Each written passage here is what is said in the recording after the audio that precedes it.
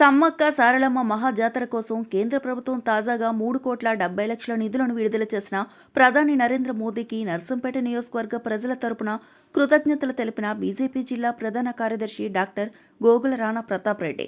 Bharatiya Janata party Narsampet పట్టణ అధ్యక్షుడు గూడూరు సందీప్ ఆధ్వర్యంలో వరంగల్ రోడ్ సర్కిల్లో భారతదేశ ప్రధాని నరేంద్ర మోదీ చిత్రపటానికి పాలాభిషేకం చేసిన బీజేపీ శ్రేణులు. ఈ సందర్భంగా వరంగల్ జిల్లా ప్రధాన కార్యదర్శి డాక్టర్ గోగుల రాణా ప్రతాప్ రెడ్డి మాట్లాడుతూ, కేంద్ర పర్యాటక మరియు గిరిజన వ్యవహారాల మంత్రిత్వ శాఖల సంయుక్తంగా 3.70 కోట్లను 2026 జనవరి 23న విడుదల చేశాయి.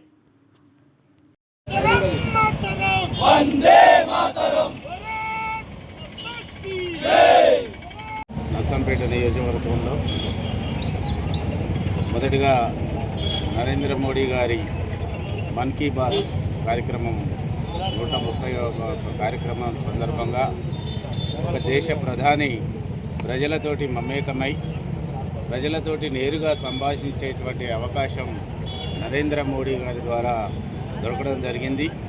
అదేవిధంగా ప్రపంచంలో ఎక్కడ లేని విధంగా ప్రతి ఒక్క కార్యక్రమాన్ని, ప్రభుత్వ పథకాన్ని, అదేవిధంగా ఎక్కడ ఏ వినూత్నమైనటువంటి కార్యక్రమాలు చేపట్టినా మహిళలకు సంబంధించి కానీ, రైతులకు సంబంధించి కానీ, యువతకు సంబంధించి కానీ ఈ మన్ కీ బాత్ ద్వారా నరేంద్ర మోడీ గారు ప్రజలతోటి ఏకమై ప్రజలతోటి సంభాషించేటువంటి విధానాన్ని ప్రపంచంలోనే మొట్టమొదటిసారిగా ఏర్పాటు చేయడం జరిగింది.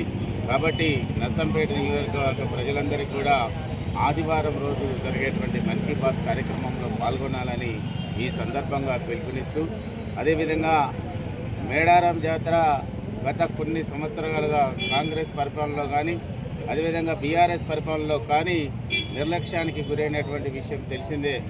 వేల కోట్ల రూపాయలు ప్రకటిస్తారు, కానీ శాశ్వతమైనటువంటి నిర్మాణాలు బీఆర్ఎస్ ప్రభుత్వంలో కానీ, కాంగ్రెస్ ప్రభుత్వంలో కానీ జరగడం లేదు. ఈ సందర్భంగా కాంగ్రెస్ ప్రభుత్వం ప్రస్తుతం జరిగేటువంటి మేడారంలో అతిపెద్ద గిరిజన జాతరలో ఏకంగా మంత్రి పొంగులేటి శ్రీనివాస్ గారే కాంట్రాక్టర్ అవతారం ఎత్తి అన్ని ఏర్పాట్లు, నిర్మాణాలు చేపట్టడం జరుగుతుంది. దాదాపుగా ఎన్నడూ లేని విధంగా మేము ఒక కొత్త రూపాన్ని ఇస్తాం మేడారానికి. మేడారం చరిత్రలో కాంగ్రెస్ చేసేటువంటి అభివృద్ధి చరిత్రలో నిలిచిపోతుంది అంటున్నారు. కానీ ఇప్పుడు ప్రజలకి కనీసం తాగునీటి అవసరాలు కానీ, మరుగుదొడ్లు కానీ, అక్కడ నివాస యోగ్యానికి అవసరమైనటువంటి వనరులు కానీ ఇప్పటి వరకు చేపట్టకపోవడం చాలా విడ్డూరకరం. కేవలం మాటలు, వారి చేతలు అన్నీ కూడా ప్రకటన రూపంలో లేదా ప్రజలను మభ్యపెట్టే విధంగా ఉన్నాయి. కాబట్టి ఈ అంశాన్ని దృష్టిలో పెట్టుకొని కేంద్ర ప్రభుత్వం ఉట్టిన వెంటనే నిన్న 3,80,00,000 రూపాయలని వెంటనే నివాసాలకి, ప్రజలకు, భక్తులకు నివాసానికి విడుదల చేయడం జరిగింది. గతంలో కూడా 80 కోట్ల రూపాయలని పర్యాటక రంగానికి పాకాలు కానీ, దానికి సంబంధించి పర్యాటక రంగం చుట్టుపక్కల ఉన్నటువంటి పర్యాటక ప్రాంతాలకు కూడా ప్రకటించడం జరిగింది.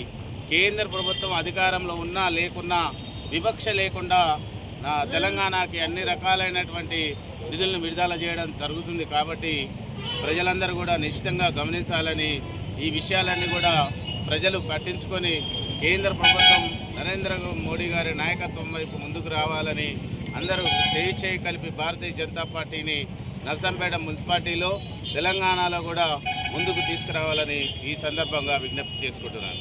మరిన్ని అప్డేట్స్ కోసం మా ఛానల్ని సబ్స్క్రైబ్ చేయండి.